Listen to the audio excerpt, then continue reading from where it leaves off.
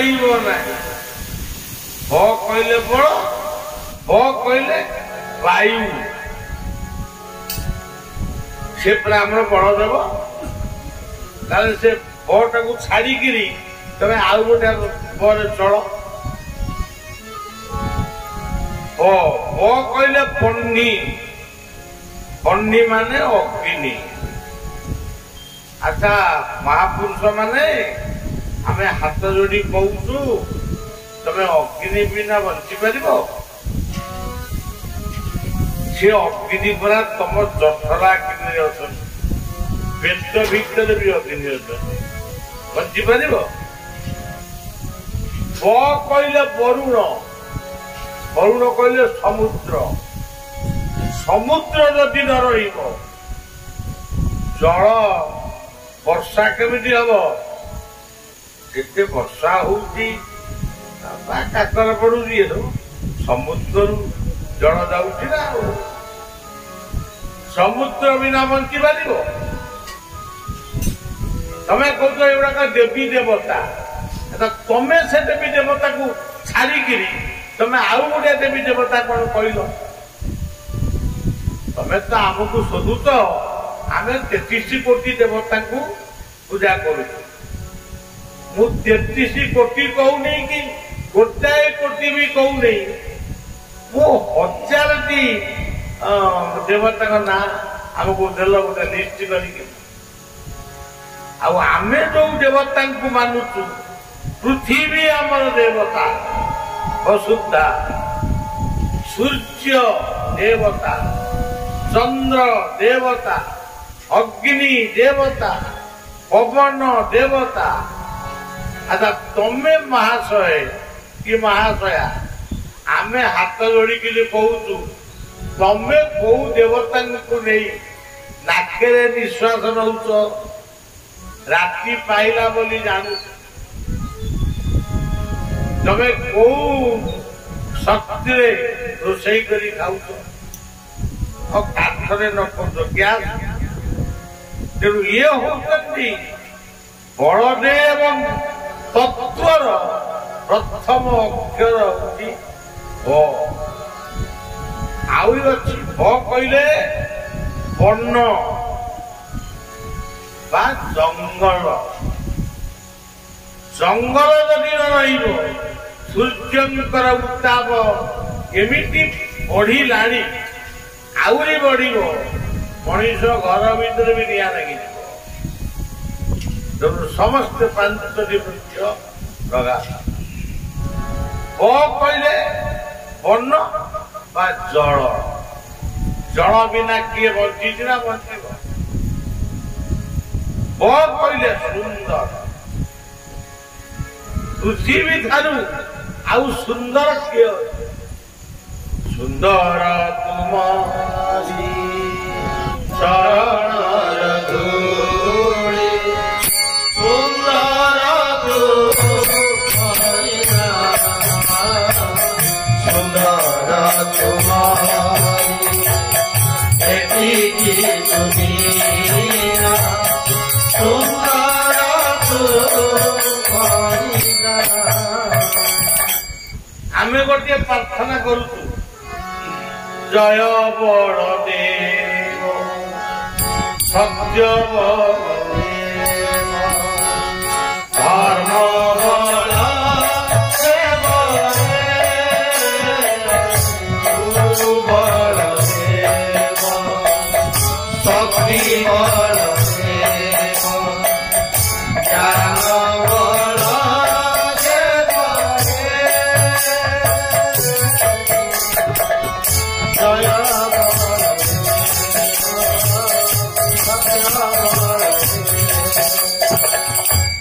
ये बट गला ब पड़े ल लय। आपण जानी माँ रोषई कर लय छुआटा जन्म कर खेलु कांदिलानी ये जमती गोटे मार ममतार कथा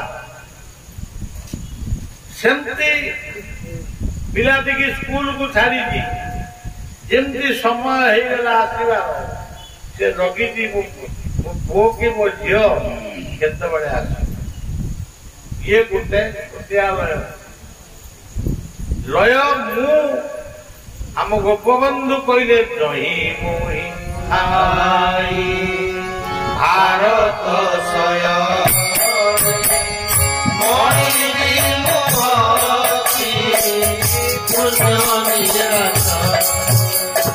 ଏ ଇଂରେଜ ସରକାର ତମେ ମତେ ଯୋଉ ବନ୍ଦୀଶାଳାକୁ ନିଅ ତମେ ସିନା ମୋ ଦେହକୁ ବନ୍ଦୀ କରିବ ସେ ବନ୍ଦୀଶାଳାକୁ ମୁଁ ମଧ୍ୟ ମୋର ଜଗନ୍ନାଥଙ୍କର ଶ୍ରୀକ୍ଷେତ୍ର ବୋଲି ଭାବିକିରି ରହିବି। ତେଣୁ ସଜ୍ଜନ ପ୍ରଭୁ ରାମଚନ୍ଦ୍ର ଯେତେବେଳେ ଜଙ୍ଗଲକୁ ଗଲେ ଯିବା ପୂର୍ବରୁ ଅଯୋଧ୍ୟାର ସୀମା ଯେତେବେଳେ ପାରି ହେଲେ ସେ ଅଯୋଧ୍ୟାଙ୍କୁ ଦଣ୍ଡବତ କଲେ ମାଟି ମୁଠାଏ ନେଇ ସେ ଗଲେ। ଯେତେବେଳେ ତାଙ୍କୁ ସୁମନ୍ତ୍ର ପଚାରିଛନ୍ତି ପ୍ରଭୁ ଆକୁ କାହିଁକି ନଉଛନ୍ତି ନା ମୁଁ ଯେତେ ଦିନ ଜଙ୍ଗଲରେ ବୁଲିବି ମୋ ଜନ୍ମଭୂମିର ମାଟି ମୋ ମୁଣ୍ଡ ଉପରେ ରହିଛି। କିନ୍ତୁ ଆଜିର ପିଲାମାନେ ଭାରତ ଛାଡି ଯାଉଛନ୍ତି ଅର୍ଥ ଉପାର୍ଜନ କରିବା ପାଇଁ। ଯୋଉଠିକି ଯାଅ ମୁଁ ସେମାନଙ୍କୁ କହେ always remember in Bharat you mother not America. ତମେ ଯୋଉଠିକି ଯାଅ ଭାରତ ତୁମର ଜନ୍ମଭୂମି ଏ କଥାକୁ ସବୁବେଳେ ମନେ ସେ ମନେ ରଖନ୍ତି କି ନାହିଁ ମତେ କହନ୍ତିନି ମୁଁ ତାଙ୍କୁ ସବୁବେଳେ ମେସେଜରେ ଜଣାଏ। ତେଣୁ ଭାରତ ଏଇ ଯୋଉ ନୂଆ ସରକାର ଆସିଛନ୍ତି ପ୍ରଥମ ଦିନରେ ଟିକେ କଣ ସେ ଜଗନ୍ନାଥ ରାମଙ୍କୁ ନେଇକି ବିବାଦ ତାଙ୍କ ପାଖକୁ ଚିଠିଟିଏ ସବୁ ଲେଖି ପୂର୍ବ ସରକାରକୁ ବି ଦିଏ ମୋର ଅଛି ସେ ଅଭ୍ୟାସ। ଜୟ ଭାରତ କୁହ ଜୟ ଉତ୍କଳ କୁହ ଆଉ ଜଗନ୍ନାଥ ରାମକୁ ନେଇ କଣ ଆଦରି କରୁଛ।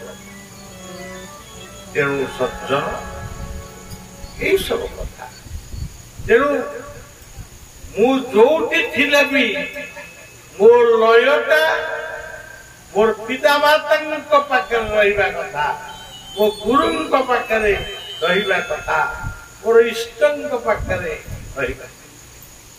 ରାଜା ପରୀକ୍ଷିତ ଯେତେବେଳେ ଶ୍ରମିକଙ୍କ ଗଳାରେ ସାପ ଲମ୍ବେଇଥିଲେ ତାଙ୍କ ପୁଅ ଶୃଙ୍ଗୀ ନଦୀ କୂଳରେ ଖେଳୁଥିଲେ ସେ ସାଙ୍ଗେ ସାଙ୍ଗେ ଅଭିଶାପ ଦେଲେ ମୋ ବାପାଙ୍କ ବେକରେ ଇଏ ସାପ ଗଲା ସାପ ବୁଡେଇ 7 ଦିନ ଭିତରେ ସେ ବି ସେଇ ସର୍ପାଘାତରେ ବସିବେ। ତେଣୁ ସଜ୍ଜନ ଆମେ ଯିଏ ଯୋଉଠି ଥିଲେ ବି ଆମ ଗୁରୁ ଗୁରୁଜନଙ୍କୁ ଭୁଲନା। ଆମ ଜନନୀ ଜନ୍ମଭୂମିକୁ ଭୁବନେଶ୍ୱରରେ ରହିକି ଗର୍ଦ୍ଦପୁର ଆସିବା ପାଇଁ କଷ୍ଟ ନାହିଁ। ଆଜି କଣ ସେ ଗର୍ଦ୍ଦପୁର ଅଛି? ଆମ ପିଲାଦିନର ଗର୍ଦ୍ଦପୁର ହାଟକୁ ଆସି ଗୋଟା କଣ ସେ ଜୋକିଆ ପାତିଆ ନା କଣ ତାକୁ କହ ଯୋଉ କାଦୁଅ କାହିଁ ଆଜି ସବୁ ସୁନ୍ଦର ହେଇଯାଇଛି। ଆମ ଗର୍ଦ୍ଦପୁର ହଉ ଆମ ପାଟକୁରା ହଉ ଆମ କେନ୍ଦ୍ରାପଡ଼ା ଜିଲ୍ଲା ହଉ କେତେ ରାସ୍ତା କେତେ ସ୍କୁଲ ସରସ୍ୱତୀ ବିଦ୍ୟା ମନ୍ଦିର ମୋର ମନେ ପଡୁନି ବ୍ଲକ ଥାନା ସବୁ ହେଇଛି। କଣ ପାଇଁ ତମେ ସବୁ କଟକ ଭୁବନେଶ୍ୱରରେ ରହିଲ? ଯଦି ରହିଲ ଗାଁକୁ କାହିଁ ଆସିଲା ତା ପିଲା ଇଚ୍ଛା କଥା ଏସବୁ ବାହାନା। ତେଣୁ ସଜ୍ଜନ ଏ ସବୁ ଆଉ କଣ ସେ ବିଷୟରେ କହିବି? ଲ କହିଲେ ଲୟ। ମୁଁ ପାଠ ପଢୁଛି ଯଦି ପାଠ ପଢାରେ ମୋର ଲୟ ରହିବ ନାହିଁ ତାହେଲେ ମୁଁ ଭଲ ପଢିପାରିବି। ମୁଁ କର୍ମ କରୁଛି, ଲୟ ରହିବା ଦରକାର। ଆଚ୍ଛା ଇଏ ବଲ ତାପରେ ଦେ, କଣ କିଏ କାହାକୁ ମାଗୁଛ ଦେ ବୋଲି? ମୁଁ ପଚାରୁଛି ଆପଣ କଣ ମାଗିବେ? ହିରଣ୍ୟକଶ୍ୟପୁ ଯେତେବେଳେ ନୃସିଂହଙ୍କ କୋଳରେ ଶୋଇଛି ପ୍ରହ୍ଲାଦ ତାଙ୍କୁ ପ୍ରାର୍ଥନା କରୁଛନ୍ତି, ନୃସିଂହ ଭଗବାନ ପ୍ରହ୍ଲାଦକୁ କହୁଛନ୍ତି ତୁମେ ବରଟିଏ ମାଗ ଦେବି। ସେ କହିଲେ ମୋର ବର କଣ ହବ? ସମସ୍ତେ ତ ସବୁ କଥା ମାଗୁଛନ୍ତି, ଶେଷରେ ମାଗୁଛନ୍ତି ପ୍ରଭୁ ତମ ପାଦ ପଦ୍ମରେ ଟିକେ ମତେ ମିଶେଇ ଦିଅ, ମତେ ଟିକେ ଶାନ୍ତି ଦିଅ। ଇଏ ଜଞ୍ଜାଳ ମୋ ମୁଣ୍ଡକୁ ଖରାପ କରିଦେଲା। ମୁଁ ତ ସେଇ ପାଦ ପଦ୍ମ ପାଖରେ ଠିଆ ହେଇଛି, ଆଉ ମାଗିବି କଣ? ଶାନ୍ତି ଦେ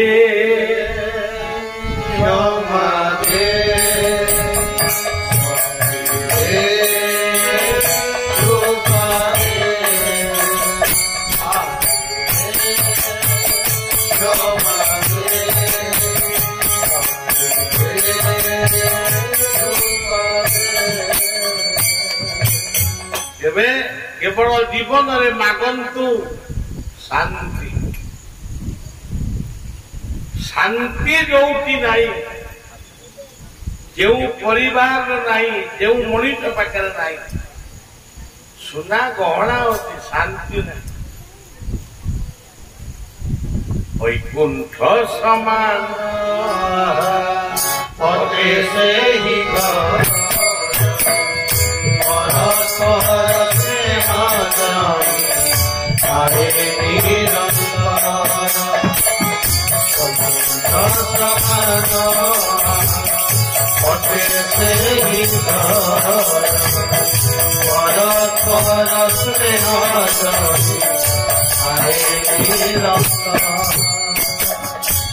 ତେଣୁ ମାଗନ୍ତୁ ପ୍ରଭୁଙ୍କୁ ଶାନ୍ତି। ତାପରେ ଆଉ ଗୋଟେ ପଡି ବଡ ଦେବ। ତେଣୁ ଆମେ ଓଡିଆର ଲୋକ, ଓଡିଶାର ତତେ ପୂଜା ପାଉଛନ୍ତି।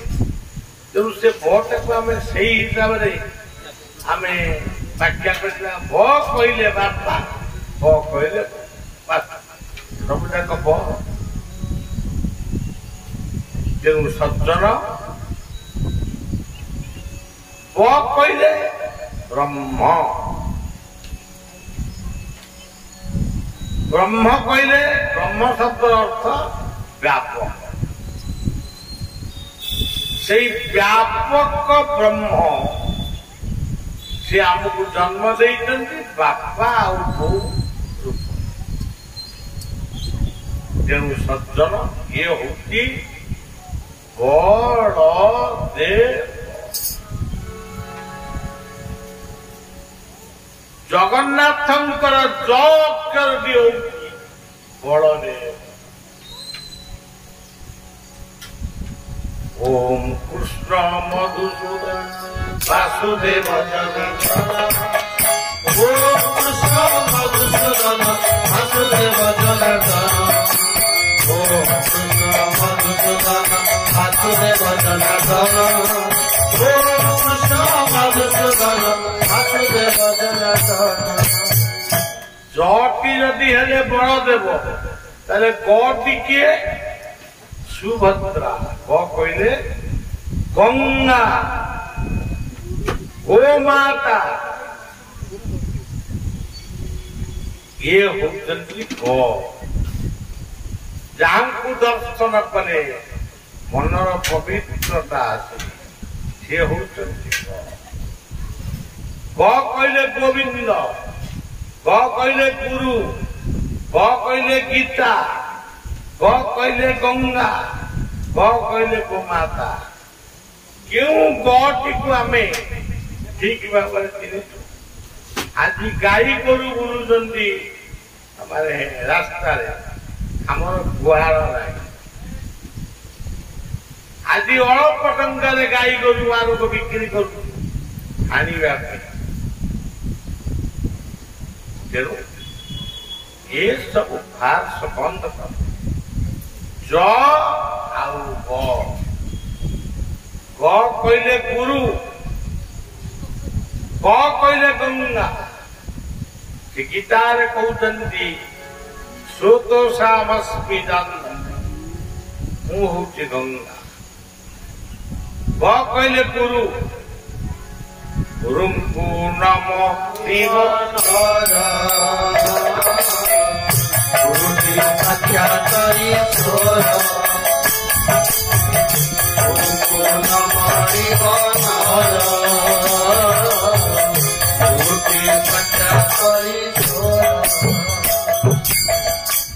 ये होती सुभद्रा नमस्ते शुभज्ञ देवी नमस्ते सौख्यवर्धिनी नमस्ते पद्मपत्राक्षी कात्यायनी जे धरित्री माता रूपरे आमको खाइबा दो आमको नुहे समस्त तेणु एमितिया दर्शन विश्व ना ये हूँ ग ना जग ना ना कहले कौन नार कहले जल जल को जी आश्रय करिसेंती नारायण अयन कहले आश्रय से होती अनंत जल को आश्रय करिछि पृथ्वी जल को आश्रय करिसेंती आम कृषक मान जल को आश्रय करिसेंती जीव जंतु वृक्ष तरु पुनरता जल बिहुने सृष्टि ना देखु ये ना अक्षर टी सत्य जुगरे थिला के नारायण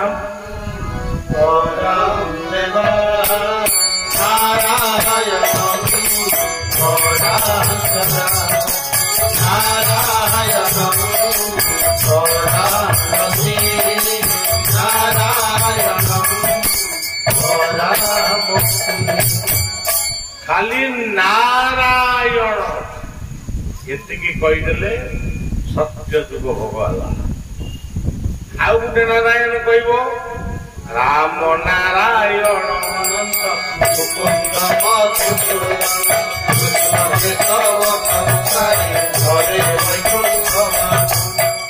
एठी भी नारायण ये नामटी करवा माने आउ थे जेतरा जुग भोग हो गला द्वापर जुग हरे मुरारे मधु कही गोपाल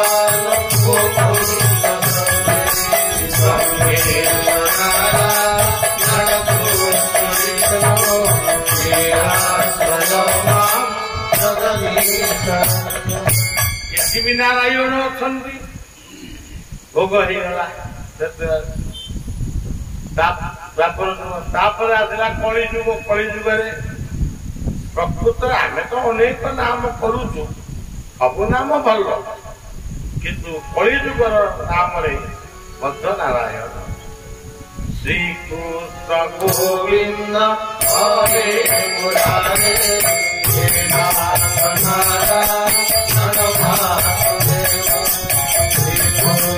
गोविंद हरे मुरारे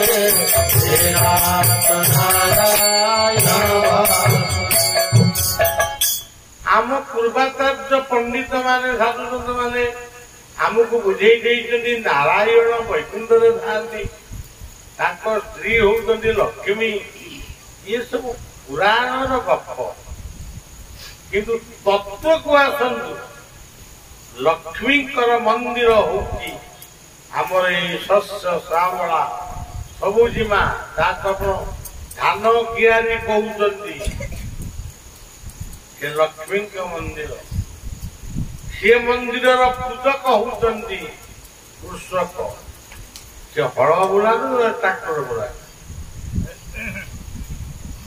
ये होती लक्ष्मी मंदिर नारायण कहले ମେଘ ଆପଣ ଦେଖନ୍ତୁ ମୁଁ ମନକୁ କିଛି କହୁନି ସବୁ ବର୍ଷା ମେଘ ସମାନ ନୀଳ ବପୁତ ତେଣୁ ଏ ସବୁ ହଉଛନ୍ତି ନାରାୟଣ ତତ୍ଵ। ଆପଣ ମାନେ ଆଗରୁ ଜାଣିଥିବେ ଆମ ବୟସ୍କ ବାବୁ ମାନେ ଆମ ଠାରୁ ଯୋଉମାନେ ଅତ୍ୟନ୍ତ ବୟସ୍କ ବସିଛନ୍ତି ଆପଣ ମାନେ ଜାଣିଛନ୍ତି ଆମେ ବି ଦେଖିଛୁ ଗୋଚର ଦିନରେ ଲଙ୍ଗଳ ବାଜି ଗଲେ ଗୋଚରକୁ ନମସ୍କାର କରନ୍ତି। ଆପଣ ଜାଣିଛନ୍ତି ଲଙ୍ଗଳ ଗୋଟେ ଲଙ୍ଗଳକୁ ପୂଜା କରିବା ପାଇଁ ଅକ୍ଷୟ ତୃତୀୟା ଦିନ ଆମର ଚାଷ ସରଞ୍ଜାମ ପୂଜା ହୁଏ। ଅକ୍ଷି ମୁଠି ବିହନ ବୁଣା ହୁଏ। ଧାନ କଟା ସଇଲେ ଗୋଟେ ଅଳପ ଧାନ କଣ ରଖନ୍ତି ସେଠି ଗୋଟେ କଣ କ୍ଷେତ ବଢା ହୁଏ। ଧାନ ବାଡିଆ ସଇଲେ ଗୋଟେ ଖଳା ବଢା ହୁଏ। ମାର୍ଗଶିର ମାସ ଗୁରୁବାରରେ କଣ ପାଇଲି ଗୌରୀ ସେ ଧାନ ପୂଜା ହୁଏ। ଯେଉଁ ଧର୍ମର ଲୋକମାନେ ତାକୁ ଟିକେ ମୁଣ୍ଡରେ ପୁରେଇ ନାହାନ୍ତି କି ଭାବି ନାହାନ୍ତି ଭାବି ନାହାନ୍ତି ଆଉ ତାକୁ କଣ ତେଣୁ ଆମ ସଂସ୍କୃତି ଆମ ସନାତନ ଧର୍ମ ଯୋଉ ପୂଜାର୍ଚ୍ଚନା କରୁଛନ୍ତି ସମସ୍ତେ ହଉଛନ୍ତି ରିଅଲ ମାନେ ସତ୍ୟ। ତାପରେ ଇଏ ଗଲା ଜଗନ୍ନାଥ ଜଗନ୍ନାଥ ଥ କଣ ଥ କହିଲେ ଧୈର୍ଯ୍ୟ ଥ କହିଲେ ଏକାଗ୍ରତା ଥ କହିଲେ ପଦାର୍ଥର ସଦୁପଯୋଗ। କେତେ ଆମେ ବହିଛୁ ଚେୟାର ଟିଏ ପଡିଛୁ ଆମ ମୁହଁରେ ମାଇକି ଟିଏ ଲାଗିଛି ଆପଣ ମାନଙ୍କ ପାଇଁ ଚେୟାର ପଡିଛି ଦରି ପଡିଛି। ଏ ଯୋଉ ଅଭ୍ୟର୍ଥନା ଏଇ ଯୋଉ ପଦାର୍ଥର ସଦୁପଯୋଗ ଆଜି ପିଲାମାନେ ପାଠ ପଢୁଛନ୍ତି ମେଟେରିଆଲ ସାଇନ୍ସ ପଦାର୍ଥ ବିଜ୍ଞାନ। ତେଣୁ ଆପଣ ଯାହା ବି ପାଉଛନ୍ତି ସବୁ ପଦାର୍ଥ କୋଇଲାରୁ ପେଟ୍ରୋଲରୁ ଡିଜେଲରୁ କିରାସିନରୁ ସୋରିଷ ତେଲରୁ ସବୁ ତ ପଦାର୍ଥ। ଭାତ ଡାଲି ତରକାରୀ ସବୁ ତ ପଦାର୍ଥ। ତେଣୁ ଜଗନ୍ନାଥ ଆମର ଗୋଟେ ଧୁନ ଏଇ ଆଶ୍ରମରେ ବର୍ତ୍ତମାନ ଚାଲିଛି 4 ଦିନ ଚାଲିବ। ବଳଦେବ ଜଗନ୍ନାଥ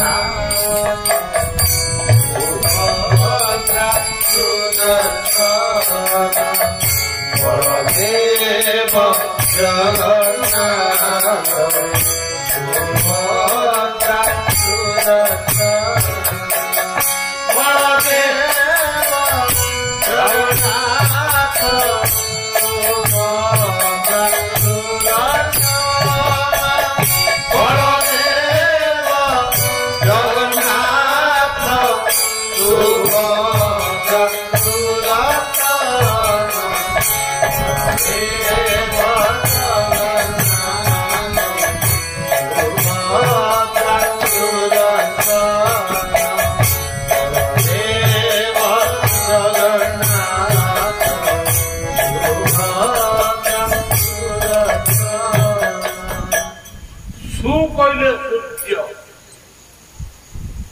ସୁଦର୍ଶନଙ୍କର ବର୍ଣ୍ଣନା କେମିତି? ସୂର୍ଯ୍ୟ କୋଟି ସମପ୍ରଭ ସୁଦର୍ଶନ ନମସ୍ତୁଭ୍ୟଂ ଅନନ୍ତ ରୂପ ଆଦିନାଥ ନମସ୍ତୁଭ୍ୟଂ ସୁଦର୍ଶନ ନମో ନମଃ। ସୁଦର୍ଶନ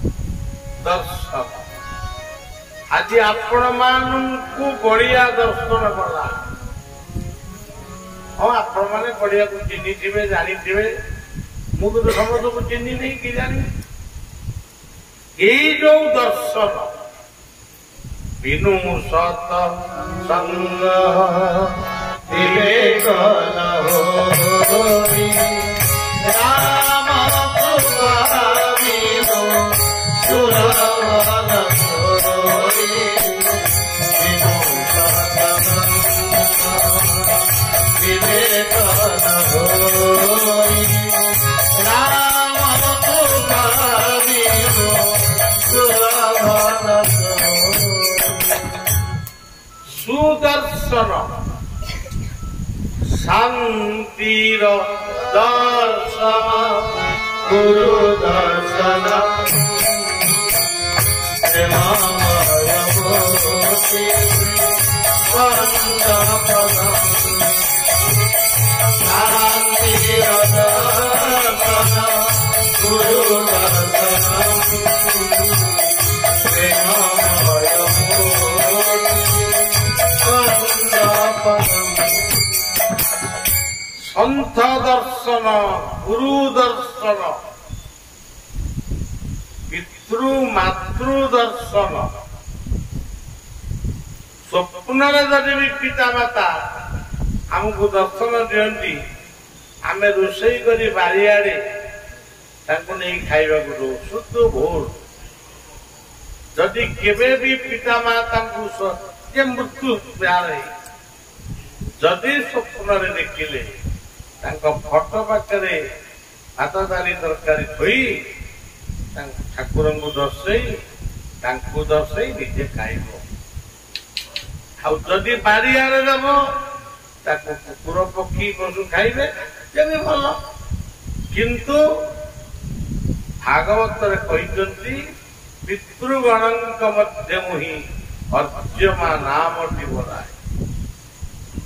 ଜଣେ ଗାୟକ ଏବେ ଚାଲିଗଲେ ଏ ବର୍ଷ ହେଲା ତାକୁ ଗାୟକ ସଂଘ ଲୋକମାନେ କହିଲେ ଆମେ ଗୁରୁଙ୍କର ତାଙ୍କ ଶିଷ୍ୟମାନେ ଆମେ ଗୁରୁଙ୍କର ଗୋଟେ ପ୍ରତିମୂର୍ତ୍ତି ମାନେ ପ୍ରତିଷ୍ଠା କରିବା। ସେ ଗାୟକ ଜଣକ ଆଶ୍ରମ ସହିତ ବହୁତ ସମ୍ପର୍କ ତାଙ୍କର ସାନ ଭାଇଙ୍କର ସ୍ତ୍ରୀ କହିଲେ ମୂର୍ତ୍ତି ରହିଲେ ସିଏ ପୁଣି ଭୂତ ହେଇକିରି ଆସିବ ଆମକୁ ଡରେଇବ। ତେଣୁ ସେ ମୂର୍ତ୍ତି ଆମର ଗଢା। ଆଜି ବି ଆମ ସମାଜରେ ଇଏ ଅନ୍ଧବିଶ୍ୱାସ ରହିଛି। ମା ଯଦି ବିଧବା ହେଇଯାଏ ପୁଅ ଝିଅଙ୍କ ବାହାଘରକୁ ସେ ଆଗକୁ ଆସିବନି। କିନ୍ତୁ ଆମେ ତାର ବିପ୍ଳବ କରୁଛୁ। ଯୋଉଠି କାର୍ଯ୍ୟକ୍ରମ କରୁଛୁ ସେଇ ମା ମାନଙ୍କୁ ଆଗ ପୂଜା କରୁ। କାହିଁ କୋଉଠି କିଛି କ୍ଷତି ହଉନାହିଁ। ଗୋଟିଏ ଗୋଟିଏ ମାଙ୍କୁ ମୁଁ କହିଲି ଶଙ୍ଖା ନ ହଉ ସୁନା କାଚଟିଏ ପିନ୍ଧ ଶ୍ରୀମନ୍ତ ସିନ୍ଦୁର ନ ଦିଅ କିନ୍ତୁ ଟିକେ ମା କାଳୀଙ୍କର କି ଦୁର୍ଗାଙ୍କର କି ତାରା ସିନ୍ଦୁର ପିନ୍ଧୁନା କାହିଁ ତାଙ୍କର ଭିତରେ କିଛି। ସ୍ୱାମୀ ମରିଗଲେ ସ୍ତ୍ରୀ ଗୋଟିଏ ବର୍ଷ ପର୍ଯ୍ୟନ୍ତ ଯିବ ନେଇ ଦେବ ଦର୍ଶନ ବେଶୀ ଯିବ। ବିପତ୍ନୀଙ୍କ ବାପା ଯାର ସ୍ତ୍ରୀ ମରିଗଲା ତା ବାପା ବି ବିପତ୍ନୀର ତାକୁ ବି ବାରଣ ନା। ଏ ସବୁ ଅନ୍ଧବିଶ୍ୱାସରୁ ଦୂରେଇ ଯାଏ। ଯଦି ବାପା ମରିଗଲେ ପୁଅ ଝିଅ ବାହାଘର ବନ୍ଦ। ମୁଁ କହେ ବେଶୀ ବାହାଘର କଲେ ସେମାନେ ପିତୃଲୋକରେ ରହି ଖୁସି ବନ୍ଦ କଣ କରୁ। ତେଣୁ ଯେଉଁ ଧର୍ମରେ ଆମରି ସନାତନ ଧର୍ମରେ ଅନେକ ମତବାଦୀ ମାନେ ଆକୁ ଗ୍ରହଣ କରନ୍ତିନି କାହିଁ ତାଙ୍କର ତ କିଛି କ୍ଷତି ହଉନି। ଆଉ ପିଲାର 21 ଜନ୍ମଦିନରେ କେକ୍ କାଟିବେନି, ତା ହାତରେ ଛୁରୀ ଦେବେନି, ବେଲୁନ ଫଟେଇବେନି, ଦୀପ ଦିଏ ଜାଳିବେ। ଦୀପଂ ଜ୍ୟୋତି ପରଂ ବ୍ରହ୍ମ ଦୀପଂ ଜ୍ୟୋତି ଜନାର୍ଦ୍ଦନ। ଆଉ ଏ ଶ୍ଲୋକ କହିବାକୁ ମୋ ମନ ହଉ। ଏତେ ବହୁତ ବ୍ରାହ୍ମଣ ପରିବାର ଅଛନ୍ତି ଜାଣିଥିବେ। ତେଣୁ ଦୀପଟିଏ ଲଗେଇବେ, ଛେନାପୋଡ଼ଟିଏ ଭାଙ୍ଗି ଭୋଗ କରି ସମସ୍ତଙ୍କୁ ବାଣ୍ଟିବେ। ଛୁରୀ ଧରେଇବେନି ପିଲା ହାତରେ। ସତ୍ୟନାରାୟଣଙ୍କର ପାଲାଟିଏ କରିବେ। ଆମର ଠାକୁର ଅଭିରାମ ଲେଖିଲେ ମନମୋହନ ମୂରତି ଜୟ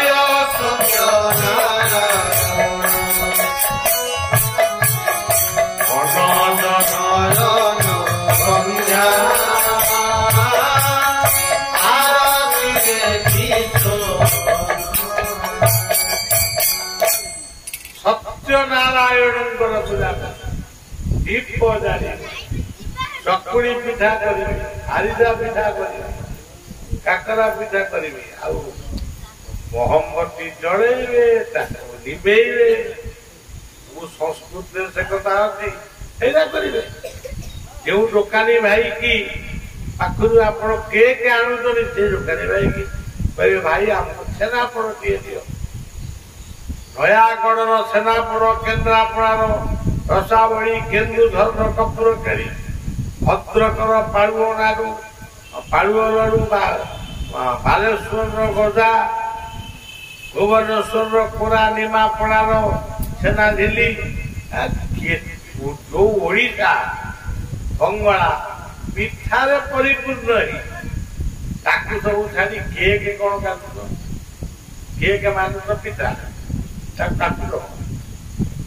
ପିଲାଙ୍କୁ ଏଇଭଳି ତମେ ମାନେ ବଦମାସ କରୁଛ, ତା ହାତରେ ଛୁରୀ ଧରଉଛ, ସେ ପୁଣି ବଡ ହେଲେ ଛୁରୀ ଧରି ତମକୁ ବି ଡରେଇବ। ତେଣୁ ସଜ୍ଜନ, ଆଜି ଆମେ ସଂସ୍କୃତିକୁ ଛାଡ଼ି ଧର୍ମ ଛଡା ହେଇଯାଇ, ଆଉ ଧର୍ମକୁ ଆମେ ପାଳନ କରିବା ପାଇଁ ଚାହିଁଲେ ବି ଆମରି ଧର୍ମ ଭିତରେ ଅନେକ ସମ୍ପ୍ରଦାୟ ଆମକୁ ଏମିତି ବିଭ୍ରାନ୍ତିରେ ପକଉଛନ୍ତି ଯେ ଆମ ପିଲାମାନେ ମଧ୍ୟ ସେମିତି ହେଇଯାଉଛନ୍ତି। ମୁଁ ଯେତେବେଳେ ମୋ ପିଲାଦିନୁ ମୁଁ ଜାଗୁଳେଇଙ୍କୁ ନାଁ ଶୁଣିଥାଏ, ଦିନେ ଗୋଟେ କଣ ମନ ହେଲା ବୋଲେ ଆଜି ଟିକେ ଯିବା। ଜାଗୁଳେଇକି ଯେତେବେଳେ ଦେଖିଦେଲି, ମୋର ମନ ହେଲା ଯେଉଁ ଆଚାର୍ଯ୍ୟ ମାନେ ସେଇଭଳି ମାତୃମୂର୍ତ୍ତି ତିଆରି କରିଛନ୍ତି, ସେଇ ମନ ଭାବରେ ସେ ଜୀବନ୍ତ ଭଳି ମତେ ଲାଗିଲେ। ଚଣ୍ଡୀ କେତୋଟି ଚଣ୍ଡୀ କରାଇ ପୁଣି ଆଉ ଆମେ କରିବା। ତେଣୁ ଏଇ ଗର୍ତ୍ତପୁରରେ ଗଣେଶଙ୍କ ମନ୍ଦିର, ଯୋଉଠି ଶିବ ଥିବେ ଗଣେଶ ଥିବେ, ଗଣେଶଙ୍କୁ ପୂଜା କରିବେ, ଶିବଙ୍କୁ ପୂଜା କରିବେ, ବଳଦେବଙ୍କୁ ପୂଜା କରିବେ, ଜାଗୁଳେଇକି ପୂଜା କରିବେ, ସୂର୍ଯ୍ୟକୁ ନମସ୍କାର କରିବେ, ପଞ୍ଚଦେବତା ନମସ୍କାର ହେଇଗଲା। ଆଉ ସେଇଟା ତ ଆମର ପିଲାର ମଙ୍ଗଳ ହେଲା। ଆଉ ଗୋଟେ କେକ୍ କାଟିକିରି କଣ କରୁ? ଗଣେ ନାରାୟଣ ଋତୁରେ ଅମ୍ବିକେ। ତେଣୁ ସଜ୍ଜନ, ଏ ସବୁ ଆମରି ନିଜର ଅଞ୍ଚଳ, ଆପଣ ମାନେ ଏ ଗର୍ଦ୍ଦପୁର ଆମରି ଗାଁ, ଆମରି ଏଇଗୁଡା କଣ ପାଠପଢା ନିର୍ଗଳ, ମୁଁ ସେଗୁଡା କିଛି ବୁଝେ ନାହିଁ। ଏଇଠୁ ଡାକରେ ଦିଟା ଡାକରେ ଯାଇକି ପହଞ୍ଚିବ। ଏ ପବିତ୍ର ଚିତ୍ରକୂଟ ନଦୀ ଏବଂ ଏଠି ବାରେଣୀ ସ୍ନାନ ହୁଏ। ଏଠି ଏ ଚିତ୍ରକୂଟ ନଦୀରେ ବହୁତ କଥା ଆମେ ସବୁ କରିଛୁ, ପୁଣି ଆଗକୁ ବି କରିପାରୁ। ତେଣୁ ଆପଣ ମାନେ ଏଇଭଳି ଏକ ପବିତ୍ର ସ୍ଥାନରେ ଅଛନ୍ତି, ପୁଣି ବଳଦେବଙ୍କ କ୍ଷେତ୍ରରେ ଅଛନ୍ତି।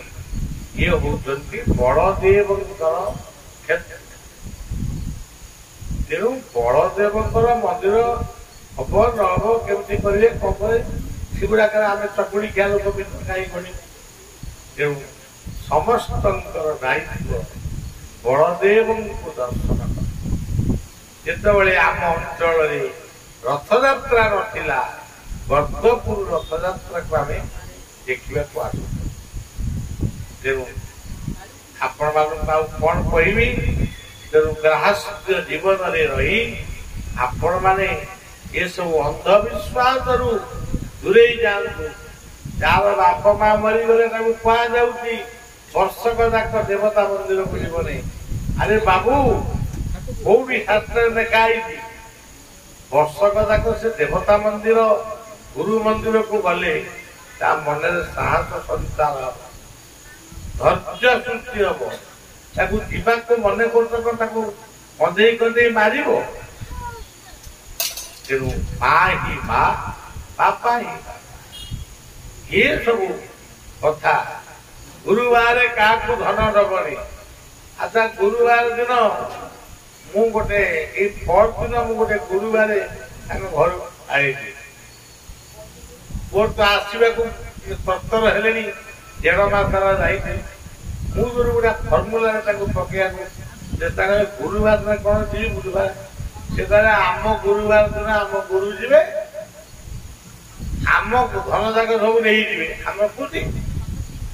ତେଣୁ ଯଦି ଗୁରୁବାର ହଉ, ସଂକ୍ରାନ୍ତି ହଉ, ମାସନ୍ତ ହଉ, ଯଦି କେହି ଜଣେ ଆପଣମାନଙ୍କୁ ଗୋଟେ ପେଟ ବିକଳରେ କଣ ଗୋଟେ ମାଗୁଛି, ତାକୁ ଭଲ କରି ଦେବେ, ଦେଲେ ହିଁ ଆପଣ ଖୁସିରେ ରହିବେ।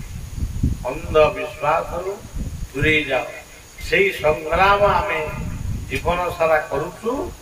ଏ ତ ଆମ ଅଞ୍ଚଳ, ସାରା ଓଡ଼ିଶାରେ କରୁଛୁ, ଓଡ଼ିଶା ବାହାରେ କରୁଛୁ, ପୁଣି ଭାରତ ବାହାରେ ଗୋଟିଏ ଗୋଟିଏ ଦେଶକୁ ଆମେ ଏ ବାର୍ତ୍ତା ମଧ୍ୟ ସମସ୍ତେ ଭଲରେ ଥାଆନ୍ତୁ। ଇଏ ବାବୁ ଆମକୁ ନିମନ୍ତ୍ରଣ କରିଥିଲେ, ସିଏ ଗୋଟିଏ ଜଗନ୍ନାଥ